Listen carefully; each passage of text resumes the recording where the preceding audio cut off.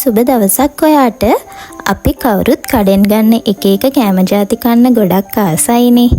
ඉතින් මේ කෑම කඩෙන් ගන්නේ නැතිව අපිම ගෙදර හදාගෙන කනකොට අපේ රසට හදාගන්නත් පුළුවන්. වගේම හිතට සතුටකුත් දැනෙනව නේද? ඉතින් මම අද හදන්නේ අපි කවුරුත් කන්න ආස කරන මාළු බනිස්. ඉතින් කඩෙන් ගන්නවා වගේම රසට හදාගන්නේ කොහොමද කියලා බලමු.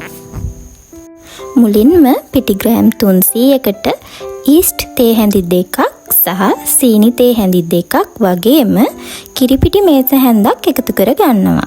තව රස අනුව ලුණුත් එකතු කර ගන්න ඕන. ඒකටම බටර් මේස හැඳි 2ක් විතර එකතු කර ගන්නවා. මේ වෙලාවේදී ඔයාලට දිය කරගත්ත බටර් හරි පොල් තෙල් උනත් පාවිච්චි කරන්න පුළුවන්.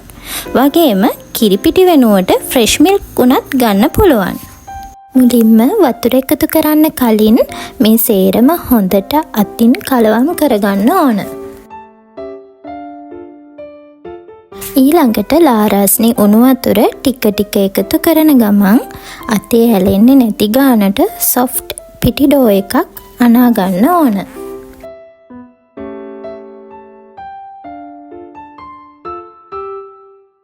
දැන් මේ පිටි ඩෝ එක විනාඩි 5ක් 10ක් වගේ හොඳට අතින් අනා ගන්න ඕන. පිටි ඩෝ එක අතේ ඇලෙන ගතිය වළක්ව ගන්න පිටි ටික ටික ඉහින ගමන් හොඳට නීට් කරගන්න ඕන.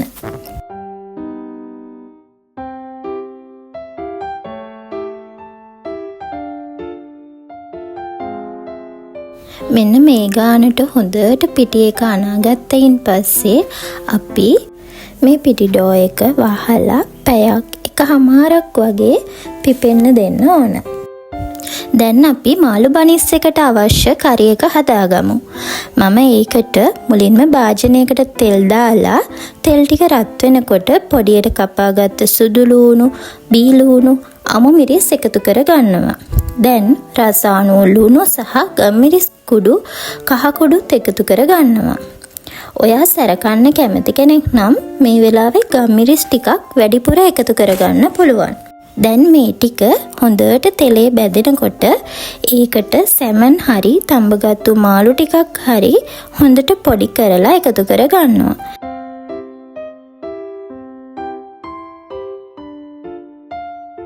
දැන් මේ ඔක්කොම කලවම් කරලා තම්බලා පොඩි කරගත්ත අල ටික එකතු කරලා හොඳට කලවම් කරගන්න ඕන.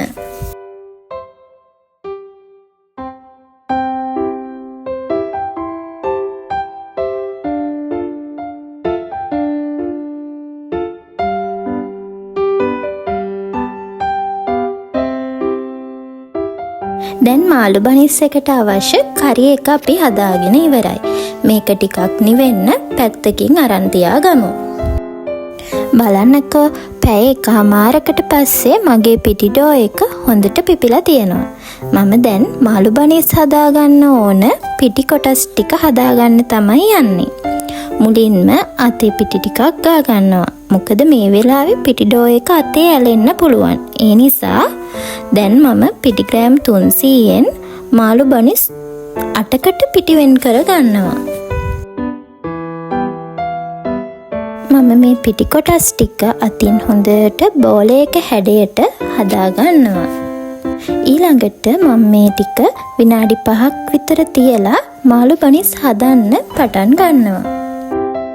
දැන් මම මාළු බනිස් ටික හදන්න තමයි ලෑස්ති. ඔයාලට මාළු බනිස් වල හැඩය හදාගන්න වීඩියෝ එකේ පෙන්නන විදියට කරගන්න පුළුවන්. මේ විදියට මාළු බනිස් එකින් එක ඔක්කොම ටික ලස්සනට හැඩේ හදාගන්න ඕන.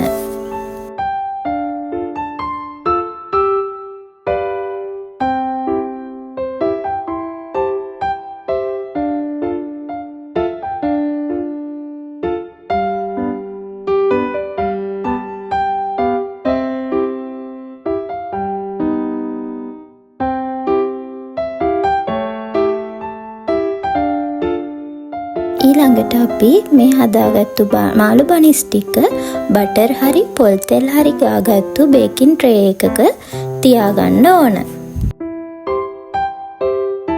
මේ විදියට මාළු බනිස් ටික හදාගෙන ඉවර වුණාම බනිස් වල උඩ බිත්තර සාරු තවර ගන්න ඕන. ඔයා බිත්තර කන්න අකමැති කෙනෙක් නම් මේ වෙලාවේ පොල් තෙල් ටිකක් ගා ගන්නත් පුළුවන්. නැත්නම් උණු වතුර ටිකකට සීනි ටිකක් දිය කරලා ඒ මිශ්‍රණය බනිස් වල උඩ ගා ගන්නත් පුළුවන්. මේ විදියට කරාම තමයි මාළු බනිස් වල උඩ ලස්සන දුඹුරු පාටකට බේක් වෙන්නේ. දැන් මම මාළු බනිස් ටික oven එකේ සෙල්සියස් අංශක 175 උෂ්ණත්වයට විනාඩි 30ක් 35ක් වගේ බේක් කරගන්නවා. මේ උෂ්ණත්වය සහ බේක් වෙන්න ගත වෙන කාලය oven එකෙන් oven එකට වෙනස් වෙන්න පුළුවන්. ඒ නිසා ඒ ගැන පොඩ්ඩක් සැලකිලිමත් වෙන්න ඕන. බලන්නකෝ විනාඩි 35කට පස්සේ මාළු බනිස් ටික බේක් වෙලා තියෙන ලස්සන පාට වගේම මේකේ සුවඳත් උණු පිටම කන්න හිතෙනවා. එහෙනම් මගේ වීඩියෝ එක එකතු වෙලා හිටපු ඔයාට ගොඩාක් ස්තුතියි. වීඩියෝ එක ගැන අදහසක් කමෙන්ට් කරන්න. වගේම මගේ වීඩියෝ එක හොඳයි නම් ලයික් කරලා යාළුවන්ටත් ෂෙයා කරන්න. තවත් මේ වගේ රෙසිපි වලින් හම්බ වෙන්න එනකල් සුබ දවසක්. channel එක subscribe කරලා දිගටම මාත් එක්ක එකතු වෙන්න කියලා ආදරෙන් ඉල්ලනවා.